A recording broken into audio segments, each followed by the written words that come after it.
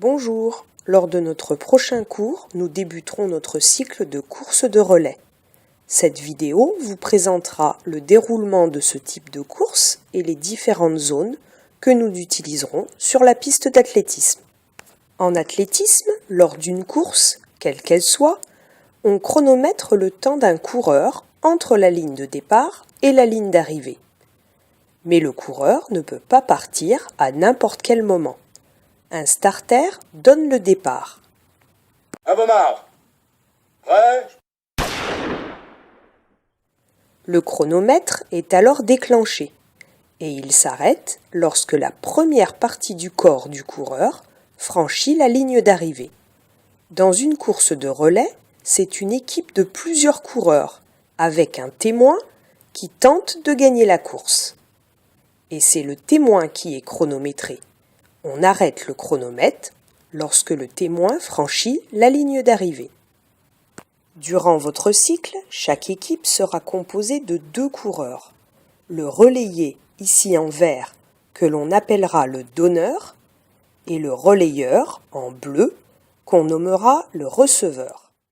Ils devront parcourir 60 mètres au total, soit 30 mètres chacun. Le donneur débute la course sur la ligne de départ, puis transmet le témoin au receveur, qui termine la course jusqu'à la ligne d'arrivée avec le témoin. En plus de la ligne de départ et d'arrivée, la piste indiquera une zone de transmission. Le donneur doit passer le témoin au receveur, obligatoirement dans la zone de transmission, ici en jaune. Si le témoin est transmis hors de cette zone, avant ou après, l'équipe est disqualifiée. Et si un des coureurs quitte le couloir, l'équipe est également disqualifiée. Alors, vous l'avez compris, pour que le témoin franchisse la ligne le plus rapidement possible, il va falloir s'organiser pour que les 2 coureurs se transmettent le témoin le plus rapidement possible. Mais surtout, il faudra éviter que le témoin ralentisse lors de la transmission. Dans cet exemple, le receveur en bleu attend sans bouger que le donneur en vert arrive sur lui pour récupérer le témoin. Alors, voyons dans ce cas-là ce qui s'est passé en détail pour le témoin. Au départ, le témoin est à l'arrêt puisque le coureur attend le départ. Puis, il commence à accélérer avec le coureur et prendre de la vitesse. Mais au moment de la transmission, le témoin s'arrête. Puis, il redémarre avec le receveur et se retrouve à nouveau à pleine vitesse pour franchir la ligne d'arrivée. Pour que l'équipe gagne sa course dans un temps minimal, il faudrait que le témoin ne s'arrête jamais. Notre objectif durant le cycle sera donc de transmettre le témoin à pleine vitesse.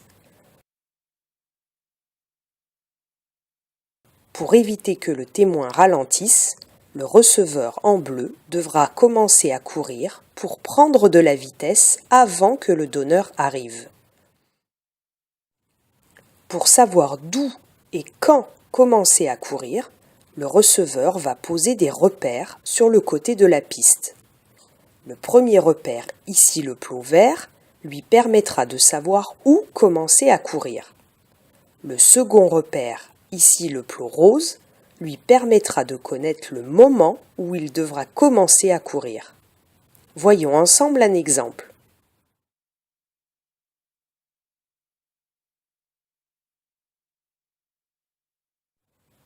Le receveur a donc commencé à courir lorsque le donneur a franchi le plot rose. Nous verrons donc tous ensemble comment choisir ces repères.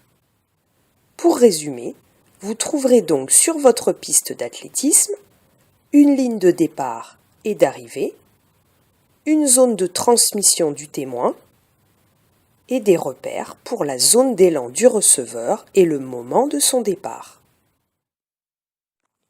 Et bien entendu, comme dans toutes les courses d'athlétisme, les coureurs se confronteront à des adversaires. À vos marques. Prêt ?